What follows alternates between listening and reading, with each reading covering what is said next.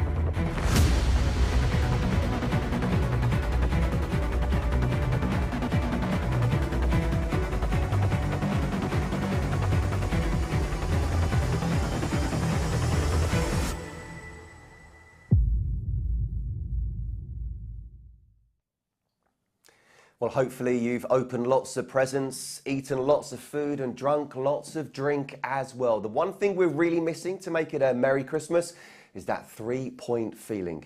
The Dean Holden era has started with a draw, as it was on Boxing Day against Peterborough. Let's hope tonight we go on better and get all 3 points against Oxford United, who, of course, we will have someone in the opposite dugout who we know very well. Former Charlton boss Carl Robinson.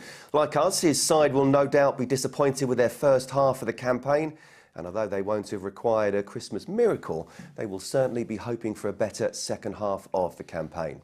We are live streaming tonight's game worldwide, including the UK and Ireland. And we've got lots to come ahead of kick-off here on Charlton TV. We'll hear exclusively from manager Dean Holden, who spoke to Terry Smith shortly after arriving at the Kassam Stadium. It is, of course, still Christmas time, so we'll be seeing how the club's under-21 squad fared when they were asked to wrap some gifts ahead of our annual hospital visits. And we'll also hear from young forward Daniel Kanu, who claimed an assist on Boxing Day in what was his full league debut. Well, delighted to be joined by my old macker, Stevie Brown. How are you, Brownie? Very well. Merry Christmas. And to you, mate. How you go? Yeah, very well, thank you. Very well. Good. Celebrate both Christmas Eve and Christmas Day, mate. Yeah, I know. That's the Colombian missus. Double bonus. That's what it is. Curbs, I know you're watching. Get well soon. You're not with us, but delighted to say we do have this man. Into the middle, and Pearce climbs highest and puts the Alex ahead.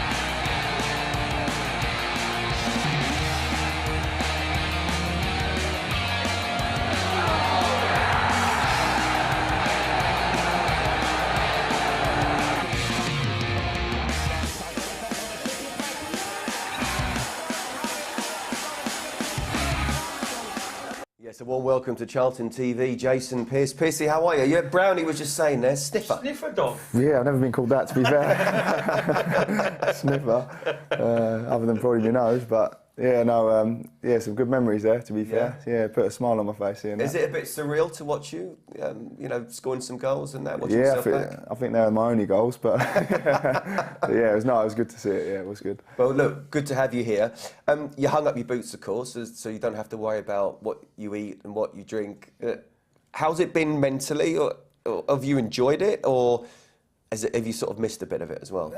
Missed it a little bit, but I think I'm just one of them people that once I've made a decision, that's it for me. And I knew that, and I was sort of trying to transition whilst I was still playing and doing the right things. And in terms of eating and drinking, yeah, I can eat and drink what I want. But I think once you got that mentality of like healthy lifestyle, you just want to keep it going. So why are you looking at Brownie when you say that? It goes. I want to tell you, it does go. It does go. You start off with best intentions. I don't want to say there's a body fat I'm difference. telling you now. all, Look at that. I've been retired 22 years. No, you're looking well, Brownie. You're looking well.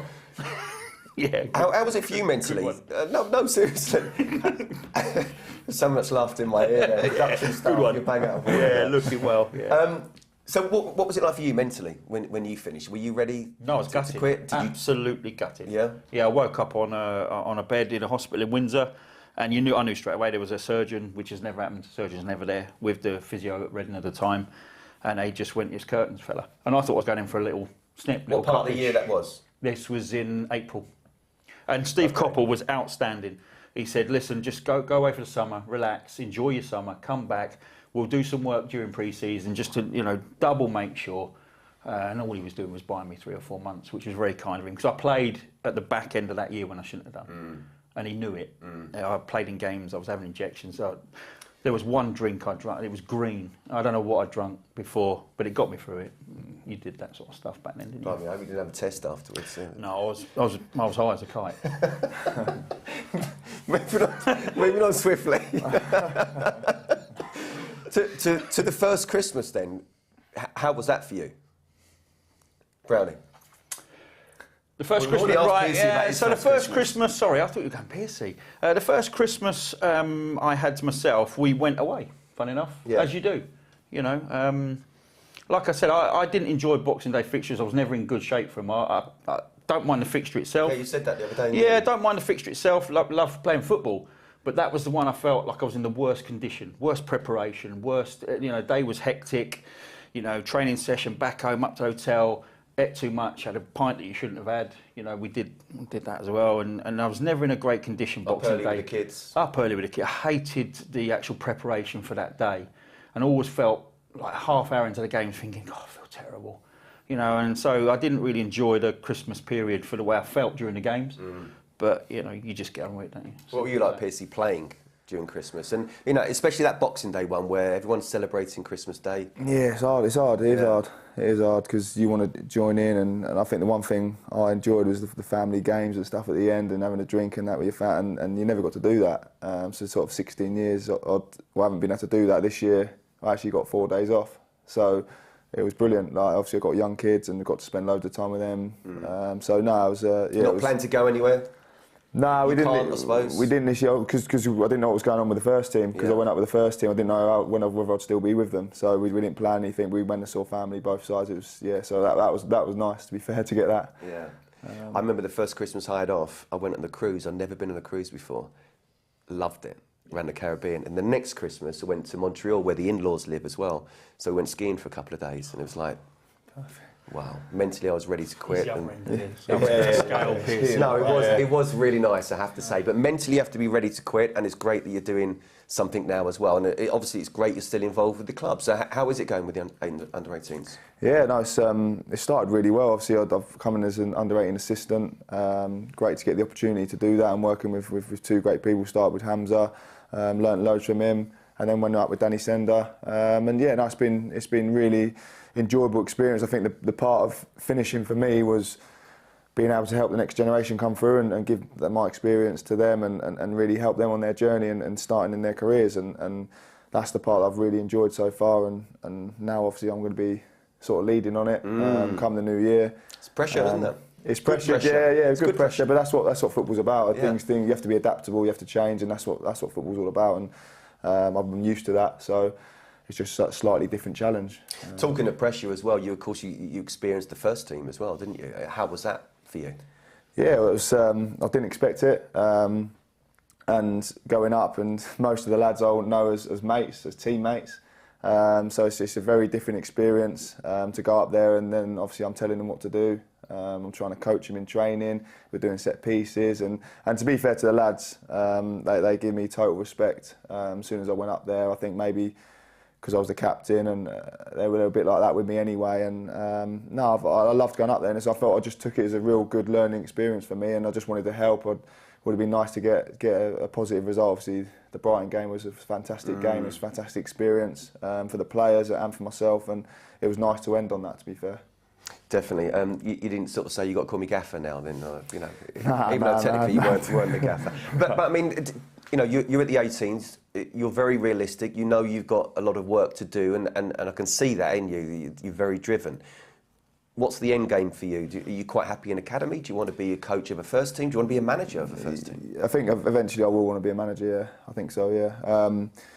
But like you said, I know there's a journey for me to take. Before I took the under-18s role, I spoke to a couple of people that I really respect in the game, and one of them was Eddie Howe. And he said to me before I spoke, he said, listen, I'd say to you, you can still play, but I'd say to any player to carry on playing as long as they could. But then after speaking to me, what I said to him, he said, after speaking to you and hearing what you've said, I think it's a perfect role for you to go and take it. The only thing I'd say to you is take your time in trying to get into a first team and be a manager. Just take your time, because there's lots to learn. So when Dean, the manager, come in now, spoke to him, and I think he felt like he'd like me to start with the first team to obviously help out and stuff. And I said to him, I was quite honest with him, and just said that I didn't feel that was right for me. And I'd taken the opportunity to retire and take my time and go through the process of learning and making mistakes and getting better as a coach. And I decided to do that, and I think that's the right thing for me. I personally think it's the right thing, and you've been through that sort of way as well, haven't you? Because once you're in it, and you've got to have things to fall back on. Yeah. My favourite experience. My favourite role. I was gutted I lost it, and I lost it because it's just circumstance at the club at the time. I got put up with the first team, a bit similar to what you've just done actually, and then got put back down with the youth team, and there was a little bit of a change in the management higher up, and it affected everybody at the club. Wanted to bring all his own people in, and everybody got affected down the line. But under-18 coach was my favourite role. I love developing the youth team players, work with some very good players. And the thing is, I would say exactly the same as what Eddie said, passing on experience. Do not rush to get out of that role. Learn everything you need to learn first. There's an upside and a downside to 18s football. The upside is you can trial and error your coaching methods and everything you want. You can change formations, you can win games, lose games, and no one's really going to get on your back. But by the same token, if you're doing really well, no one's going to know that either. But just learn and develop as much as you can. Best role I've read. Well, Piercy, good luck with that. Thank you. Great to have you with us tonight. And just looking ahead to tonight as well, I mean, with the sort of recent results that we've had and performances as well, do we go into this game with a little bit of confidence? More so than a few weeks ago? I think so. I think being around the lads, I think there's a real confidence about the team now. I just think we just need to get that result, that 3 points on the board. I think that obviously the Brighton game brought a lot of confidence into the dressing room after the game. The boys are buzzing with that, and hopefully, we can get a result tonight. Obviously, the game against Peterborough, we had opportunities to put the game to bed. We didn't do that. Obviously, drew the game, but it's something to build on, and so hopefully tonight. Hopefully will be the night. Yeah, fingers crossed. OK, well, let's hear from Dean Holden, shall we, who spoke to Terry Smith when he arrived at the Kassam Stadium. Dean, Kassam Stadium awaits us. You've made 4 changes for this evening. What are your thoughts behind that? Well, we've got to look at the 2 games in the next 3 days, essentially, and there's players in the squad, unfortunately, who won't be able to do the loading in that, so we have to use that information and pick the team for tonight that we believe can come here and win the game. So Terrell Thomas comes in for Ryan Ennis at the back. We've got Chinny to replace Stephen Sessignon. Aaron Henry, who came on and did really well on Saturday, replaces Scott Fraser. And Miles Leeburn again, after the 3 months absence through injury. He's played the Brighton game, he's played at weekend, and we have to be mindful of that. So he'll come out of the team, he'll be on the bench in place of Jayden Stockley. And you kept with Daniel Kanu up top alongside Jayden Stockley. That must give you a huge amount of confidence and shows you the faith you have in him. Of course it does. I just said to the players at the hotel in that meeting, I said, look at the quality in this room, not just from the start, but look at the quality of player on the bench and the impact we can have if you think about some of them attacking players and pace that we've got. So really excited. Daniel's just one of many players that we believe can have a really good career for himself, but he's got to prove himself again tonight against a tough team. Pitch is looking magnificent. I have to say, they've not played it, have they, for probably a month or so. So tough game for us, but we're ready for it. And the changes, did it have any bearing on the side you're going to play tonight and what Oxford can bring to it against them? Not so much about what Oxford brings, no, it's about what team we believe can come here and win the game. It's as simple as that. Again, I've touched on the game to come in 3 days' time. We have to be mindful, but this is the team. Yeah, of course we have to be respectful of Oxford's strengths, but we believe this is the team that can come here. If we perform as we expect the lads to do, we can win the game. Cheers, Dean. Good luck. Thank you. Well, we'll have a look at the team now, but just want to say we've just heard that the Brazilian football legend Pelé, and arguably the greatest ever player, has just died at the age of 82. 3 World Cups. I mean, what a superstar he was. A legend both on and off the pitch, and our thoughts are with him, his family, his friends, and everybody connected with him as well. But look, let's talk about tonight's team then, shall we? 4 changes from the game on Boxing Day. Terrell Thomas, Richard Chin, Aaron Henry and Jayden Stockley all come in, and he's talked about the games coming thick and fast. Brownie, so what do you think? Yeah, I mean, Terrell, I don't know how much training he's done, but he's been out injured for a little while. He's not played too many minutes this year. So, obviously, we know about Ryan and the fitness struggles he has playing 3 games, or games in close proximity. So, I mean, obviously, with the information that's given, it was felt right to leave Ryan out and bring Terrell in, and he's obviously in a place where he's fit enough to take that spot up. But, yeah, chinning for Sessignon. I thought I've said this in games, actually, during games. I thought Sessignon would be fitter by now. I thought he'd be flying up and down that wing, whether it's as a fullback or a wing back. I thought he'd come here and he'd progress fitness-wise. And actually, I still look sometimes and he gets to 70 minutes and he looks shattered. And, obviously that's the reason Chin's in at left back. Aaron Henry for Fraser's a curious one. I think Fraser's seen as a bit of a talisman in midfield, and I don't necessarily think he's a player that struggles with stamina. So is that a tactical maybe? I don't know. But I don't think he struggles with stamina. I don't think he struggles to get through games. So that one's a curious one. And Stockley for Leeburn, I think, is a sensible one. Yeah. Miles have been out a long time. He's done 60 and 70 minutes, and he looked tired in the games. He's done well to get his goal. He looked tired, and I think it's right that he got brought out. Piercy, get your thoughts on Thomas, but also Ness as well. Young lad coming through the ranks. Yeah, like the look of him. Yeah, he's someone when he first come in, and and he come up and train with the boys, and I sometimes went with the 21s. He seemed a little bit slow on the turn, not the best on the ball, and to see where he's at now, and when I went up with the first team, he's a different player. I'm really pleased for him because he's got a great attitude and he really wants to learn. I think he's got a good future in the game. I think it'd be good for him to get a few runs in the team and gain a bit of confidence. I'd like to see him communicate a little bit more. He's a big lad, quite imposing centre half. I'd like to see him communicate, but hopefully with time he'll get that. I think with Terrell, I agree with Brown. He's been out quite a long time, but obviously maybe a little bit needs must with Ryan not being able to play 3 games in a week, and they need Terrell to come in and step up. He's obviously experienced, sort of around this sort of level, and he's done all right when he's come in to play. So he has indeed. It's a very strong bench as well. So if things aren't going well, then there's definitely options there. One more thing: Jayden no longer captain. George is. Your thoughts on that, Brownie? Yeah, I just think it's taking the pressure off Jayden a little bit. He's not scoring the goals he'd like to be scoring this season, that's for sure. He's not in particularly great form, whether that's the system causing him issues or he's just lacking a bit of confidence, I'm not sure. But yeah, you know, I was never a captain for a long period of time. I was all standing captain and coming out, so I've never really experienced what he's going through. But it can't be nice to be named captain and have it taken away. I'm sure there's good reasons for it, and I think perhaps if you're leaving a player out who is your captain, you need to make somebody else a more permanent captain who's going to play regularly, and we know George is going to play regularly. Yeah, absolutely.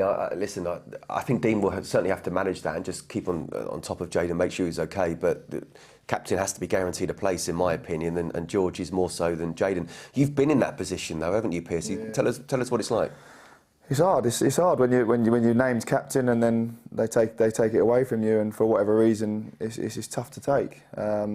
You know, and I think the one thing I can say about Jayden, knowing Jayden, is he'll react in the right way with that. I've spoken to him, and he wants to score more goals, and I think maybe a little bit down to the system, Brownie. A little bit, he hasn't got the service that potentially he was getting when he scored 20 odd goals last season. But he's someone that will take it in the right way. He'll support Dobbo for sure, and hopefully with the change he can now focus on just literally trying to score goals for the team and help the team, and I know he'll want to do that. So, no, listen, I think he'll have a really positive impact for him, although it's a little bit of a negative to take. I think he'll react positively from it. Yeah, it might hit him for a couple of days, but then after that, as you say, he can concentrate on scoring the goals, which you know he can. OK, let's have a look at the league table now, shall we? And we have to start with the bottom half, because that's where we are. 17th, although a win tonight could take us as high as 13th, depending on results elsewhere, of course. MK Dons now just 1 point from safety after winning their crucial basement battle against Forest Green on Boxing Day. That was new manager Mark Jackson's first game in charge. Cambridge scored for the first time in 7 home league games to overcome Shrewsbury. Our opponents tonight, Oxford, humbled 3-0 at Ipswich, and they sit 15th, just 1 point above us. That defeat, though, was their first loss in 10. Into the top half now, and Plymouth remained at the summit over the weekend by winning 1-0 away at Charlton. They're now on 50 points, on course to break the 100-point barrier. It's incredible considering what we did to them, isn't it, earlier in the season. Ipswich just behind them in second place. Sheffield Wednesday are 2 points further back in third, and then Barnsley in fourth. They dropped points for the first time in 6 league games on Boxing Day as they were held at Accrington Stanley. And Brownie, looking at the table, we're exactly sort of halfway through now for most of the clubs. Top 3 all averaging sort of 2 points a game. Is it 3 into 2? Do you think Barnsley are on a really good run at the moment? You know, could they catch them with those games in hand? How exciting do you think it could be? Yeah, I wouldn't rule any of them out, actually. I mean, I look at Plymouth, and they were in a very strong position this time last year. I don't think they had 50 points, but they were top. And they had a massive collapse up. And it was strength in depth that did it for them. And we've spoken about this. Ipswich have got good strength in depth. So has Sheffield Wednesday. Barnsley have just hit a fantastic run of form. Now, we both said after our loss at Barnsley, there wasn't a lot in the two teams. We actually played really well for the first period and just couldn't score. But I still think Derby County, you can't write off Derby County. They're going to spend. Right, they're on a great run of form. They're really difficult to beat. They don't concede goals. Cornwall knows how to get promoted. Yeah, absolutely. And I wouldn't rule Wickham. He's got something at Wickham. They started horribly. Yeah. And they're climbing the league and they're going unnoticed and they're just under the radar. So I don't think it's just the top 2 or 3, even though they look like they're miles out of it at the moment. Still a long way to go. Absolutely. Pearce, you've played against most of these sides in recent seasons. How do you see it? Yeah, no, I think Plymouth have started unbelievably well. It'd be a tough ask to stay up there, but they've done well so far this season. But I look at Ipswich and Sheffield Wednesday, the squads they've got and the experience they have in them dressing rooms at this level. Not only at this level, but a lot of players have played in the Champ in their squad. So I look at them two as the 2 main teams that I think will stay up there. But there's always an outsider who has a real good run and gets their way into either the playoffs or the automatic. So yeah, it'll be interesting to see what happens. I think. Listen, you never know. We get a result tonight. We leapfrog Oxford. I knew that's where you were going. You're with me. I'm optimistic. I'm optimistic. I love that. Glass half full. Yeah. Here we go. Moving swiftly on. 10 league games in the division this evening. 2 of them following tomorrow. MK Dons head to out of form Peterborough with back-to-back wins behind them. Somewhat of a local derby too. Leaders Plymouth welcome Wickham to home park. Portsmouth, who we face next, host Ipswich at Fratton Park. And at the other end of the table, big game between Forest Green and Burton. Forest Green will leapfrog Accrington if they can beat them. Brownie, still can't believe you dislike Boxing Day matches, but I understand what you're saying about the routine. Condition-wise, it was for me, Scotty. Just hated it. These games now, though, they do come thick and fast. How do you get through them, Piercy? How did you get through them? I think when it's always, I don't know how you felt, but as soon as Christmas was out of the way, literally the second part of the season just flies by, doesn't it? Like, and it's literally game after game after game. It's relentless. So if you can get that a win or a couple of wins, you start getting a bit of momentum. You start believing, and that's how I feel like you can get on a little run. So I think it's important, just as us as a group, as a team. We've got a new manager come in. If we can get a result tonight, get another result, you start getting a little bit of form. Might maybe get a few new recruits come in, and then you're starting to jump on it a little bit and start climbing the table. But it's I just remember it just goes by so quickly, and you're like, you start thinking about the summer, and you're like, what? But it's literally just started Jan. It's mad. Absolutely. I don't know if you felt the same. Start thinking about the playoffs. Yeah, but this is why I can't understand what we hear. Because although I say I don't like Boxing Day games because of my condition, if you played Boxing Day 29th, 1st, 5th, I'd have played in all of them. Yeah. Wouldn't have bothered me. As long as you give me the rest in between, not a problem. I'd have rolled on to the next match, the next match, It's great to be involved. It's great to put the shirt on again. It's great to get out there and play.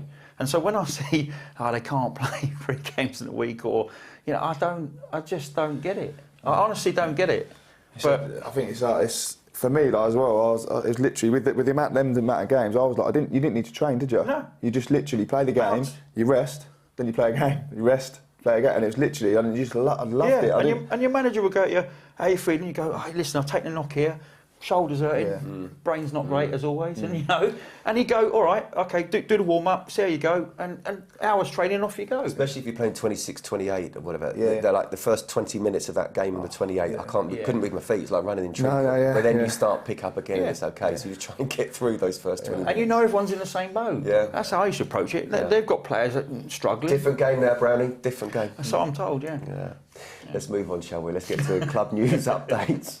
And we'll start with ticketing news. Fans reminded that half-season tickets are on sale and they become active from Boxing Day. Prices start at just £160 for adults, and you can get yours now by heading to booking.cafc.co.uk. If you get one before our next home fixture, which is against Lincoln on Saturday, January the 7th, then you'll gain access to our final 11 regular home league games of this season with that £160 cost, breaking down to just £14.55 per match.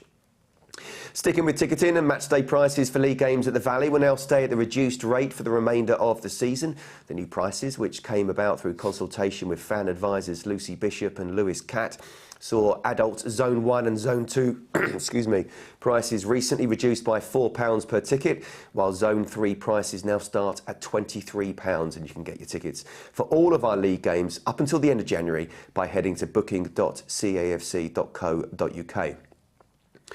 Well, tonight is the last opportunity for fans in the UK and everyone globally to purchase a Charlton TV World Cup Pass, which will grant you access to the live stream of tonight's game at Oxford And also our New Year's Day game at Portsmouth. The pass is priced at £20 and you can get yours now by heading to cafc.co.uk. We'd also like to advise fans, if they did get a World Cup pass before our trip to Morecambe, then please be aware that you will be issued with a voucher to watch the rearranged fixture once a new date is confirmed. Just head to cafc.co.uk to get your World Cup pass now.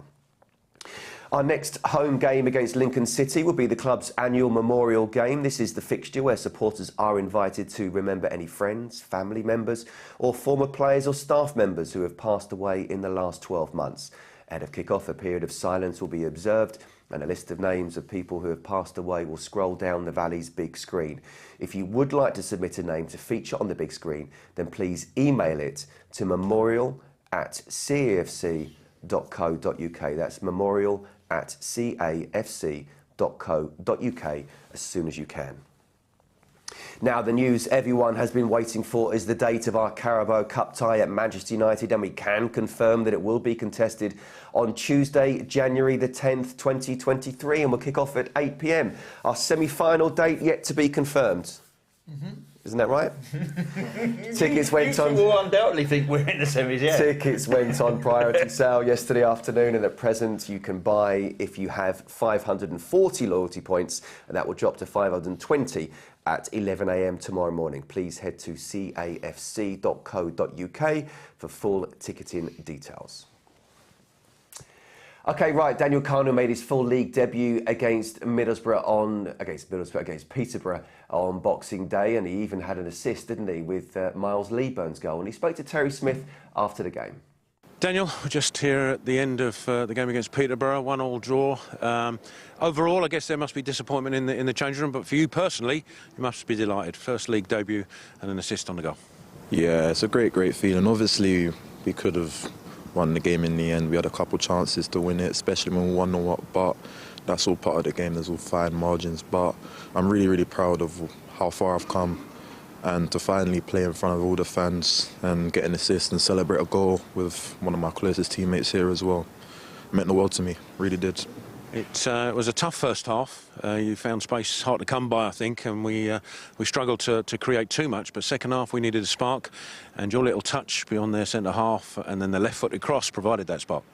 Yeah, I'm really glad I was able to pull that off. That's something I'm always trying to do. I'm always trying to wiggle away from defenders. I don't like getting into close contact with them. So I'm just happy I was able to get the touch right and I set myself up. And then obviously I was able to deliver a really good cross as well for Miles to finish, and he did really well to finish that. You said about playing here at the Valley, and not just that, the goal came in front of the covered end. Miles has done that now a couple of times. Has he mentioned a special feeling about getting one in front of the covered end, and does that make you hungry to do it yourself? Oh, he always talks about it, he always tells me about it, and yeah, I'm really hungry to get a goal in front of the covered end, and I'm sure that will come as long as I keep on working hard and keep my head down. So I have no... Yeah, I'm very sure that I'll be able to do that at some stage in the near future as well. Fans coming in today would have seen the team line up and seen yourself paired up with Miles Leeburn, as you had been in the under-18s and before that even through the academy and under-21s as well. You have a special bond. The pair of you scored a hat full of goals before getting to your league debut. You're going to be hoping that you can recreate that, can't you? Oh, definitely, and I'm sure, as we've seen today, that's not just a one-off, that's something we can do on a regular basis, because that's what we've been doing for the last 2 years, and I'm sure we'll be able to replicate that in the games to come, and I'm sure we'll continue to even get stronger up front together. And yeah, I'm very happy with what happened today and the cross and the goal, and yeah, I'm just... Yeah, words can't explain it, to be honest. You've been on the fringe. You've had Papa John's experience, so you've had first-team action, but not in terms of the league. And Miles this season has managed to grab his opportunity and go with it. Was there a sense of you getting a little impatient with that, or were you always confident that you'd get your chance this season? Yeah, I've always been confident I'll get my chance. I don't need to speak about last season, but last season speaks for itself and what I did last season. That's why I knew that my chance would come if I just kept my head down and kept on working hard. Whatever opportunity I got, whether it was with the 18s or with the 21s, I just made sure that I make the most out of it.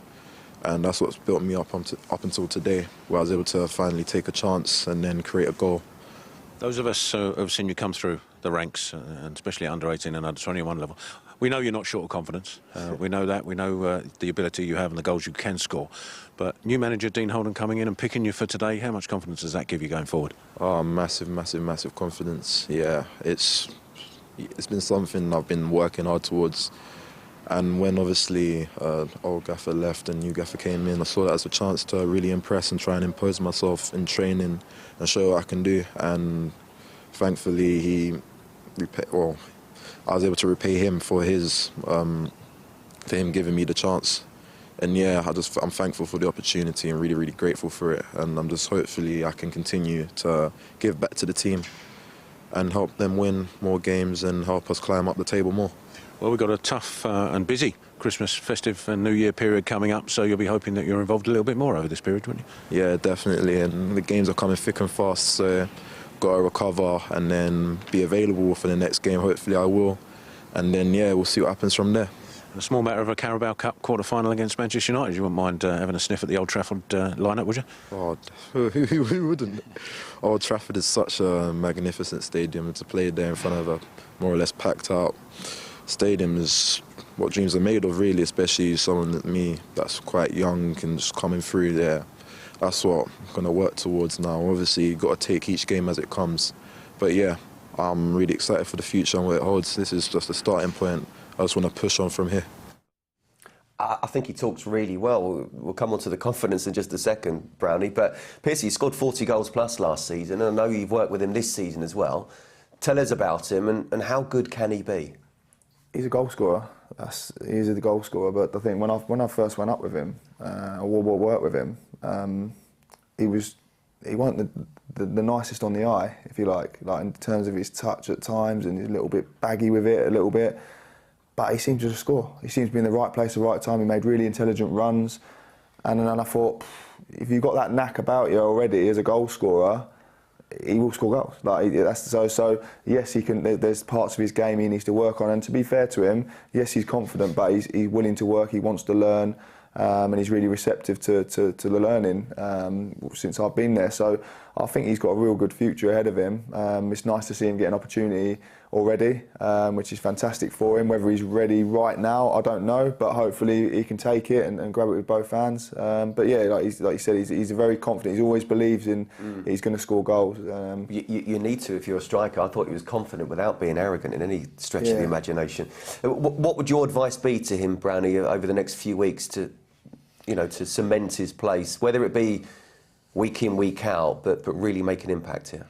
Well, I think first and foremost, you're going to come up against some rugged centre-halves, which you just don't do playing in the 21s. You don't come up against the Pearces this world, the Ryan Inces. You've got strong 6'3", 6'4" centre-halves that have played 100, 200, 300 league games. So they're not silly. So what he's got to do is understand what they're doing to him. That's his next learning stage, is what are centre-halves doing to me that's stopping me doing what I've done well in the 21s and the 18s. If you don't understand that, if you don't get to learn what their little tricks of the trade are, then you can't overcome them. So you just run around a bit blind. So he's got to learn. We say this every week about sinking or swimming when you're dumped in the first team, and part of it is intelligence, is learning why you've come off the field and you've perhaps been dominated by a centre half. Why has he dominated me? I don't understand it. And there's all these little tricks of the trade that senior players will use, and some of it's physical, but some of it is just clever. It's mentally getting in the right positions at the right time, and you get caught out. So there's a massive learning curve once you make the step up. And it can, like I say, either catches you out, and if you're not intelligent enough to work out what's happening to you, you won't recover. So that's the bit I think that most kids fall down on, is the intelligence of what people are doing against you to stop you and your strengths coming out. Another lesson this evening for him. OK, right, let's not forget that Christmas was only a few days ago, and ahead of the club's annual hospital visits, our under-21 squad were tasked with wrapping some gifts. Let's see how they got on. Hi Charlton fans, Charlie Barker here. We are now today wrapping the Christmas presents for the Charlton Christmas hospital visit. Let's go see how the boys are getting on.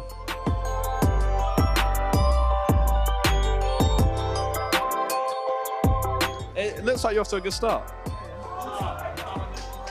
Bill, show the camera. That's the best I've seen so far. It's very good. Come on. This is one of the best I've seen so far today. And Ryan, I've got another question for you. What's your favourite part about Christmas? Spending time with the family. Is that you? Is that him? It's a good little combination over here. That's the best we've seen today. That's very good. Who's there? Who's this come from? Was this over on your table? Can we undo and start again? Can we unwrap and start again?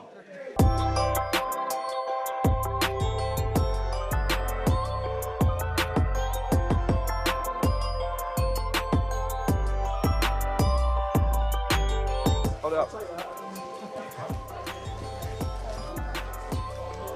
As you can tell, Harvey's had a girlfriend for a very long time. He's had a lot of practice. We've seen a vast improvement in the last 10 minutes. Definitely improved. Looks like we're getting somewhere. This is very good. Well done. That's really good. That's girlfriend experience. Oh, is it? Yeah, it is. So we're coming towards the end. We're going to see the best rapper reward, which is we're going to give it to Bill over here. You are receiving the best rapper reward. Could you hold your presents up, please? Many years. All right. Well, I'm Bill. We're now gonna go see the worst rapper, which is sat over in that corner.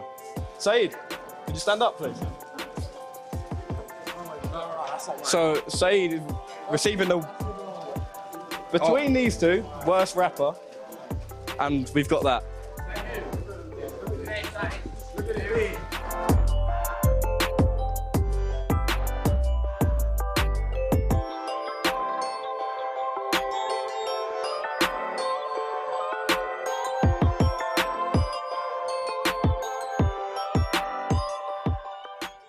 Our big thanks to youngster Charlie Barker there for hosting proceedings. Brownie, any good at rapping skills yourself? Absolutely, yeah. You are? Yeah. Yeah. You're just having a pop at a young lad being overly confident with his, Oh yeah, but his skills. And look at you. Oh I'm yeah, 50, I'm been the doing it best. 30 years. He's had like one game. That's all I could come up with in that. See what I'm doing 20 with seconds. Sometimes you've got to come back with something piercing. What you like, Piercy? What you like at rapping presents, or you leave it all to Santa? I'm not the best, but I will. Yeah, I'll leave it to the missus most of it. Yeah. Yeah. I'll be honest. Yeah. Okay, look.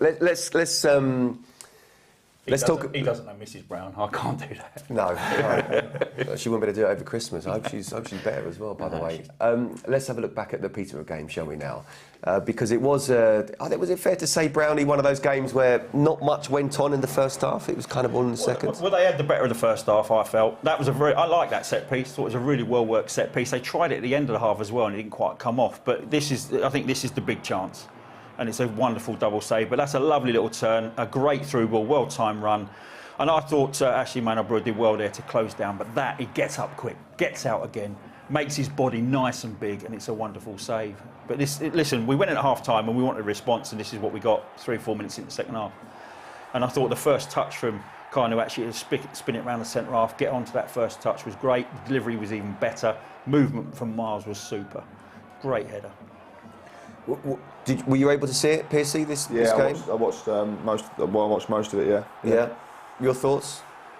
Yeah, I felt like we had the chances in the second half once we'd taken the lead to kill the game off. Once we didn't score them couple of chances, they obviously come on, and obviously they scored this goal here, and I think they hit the bar twice as well.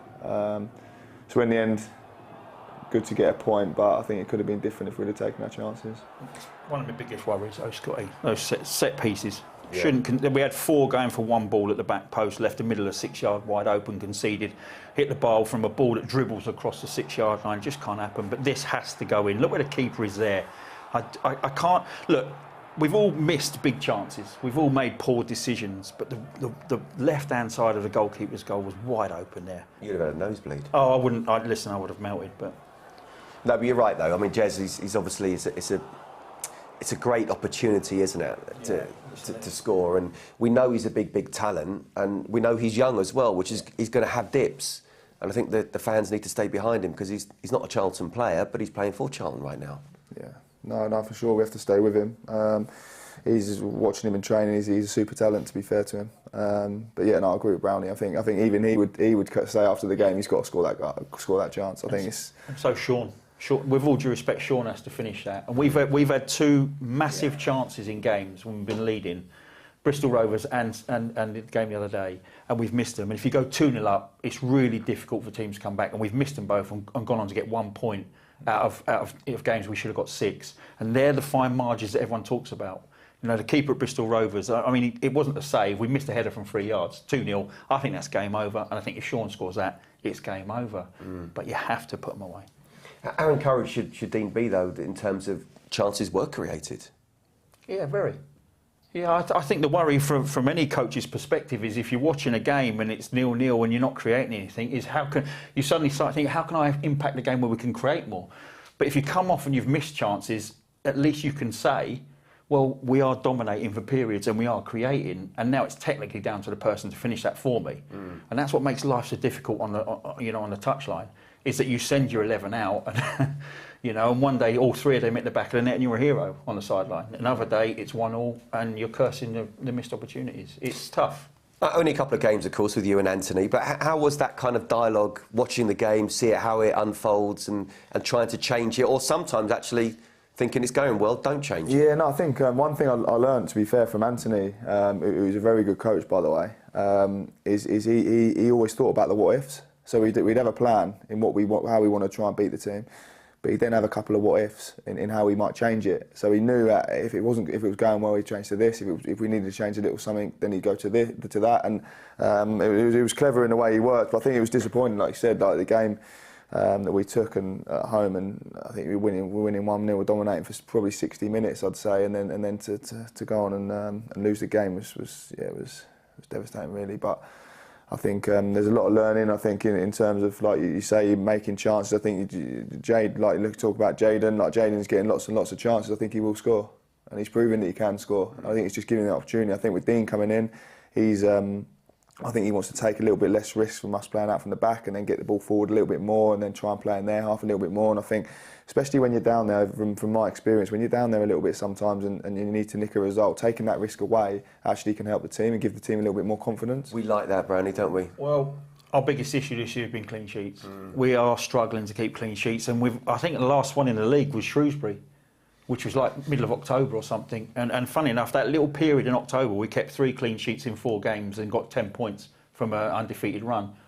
But either side of that, we have absolutely struggled to keep any kind of clean sheet. Set pieces is a worry for me. I look at us sometimes, I think we're a little bit flaky from set pieces, and we've lost Innes, who we know is important in both boxes tonight. So we've got to be double diligent on set pieces this evening. But yeah, I think the reason why Dean might do that is twofold. We make a lot of mistakes trying to play out, and we struggle to keep clean sheets. Can I ask your opinion on so set pieces defensively? There's a lot. Sometimes change. You have the man marking. Sometimes you have full zone. Sometimes you have mixed zones. We do like zonal.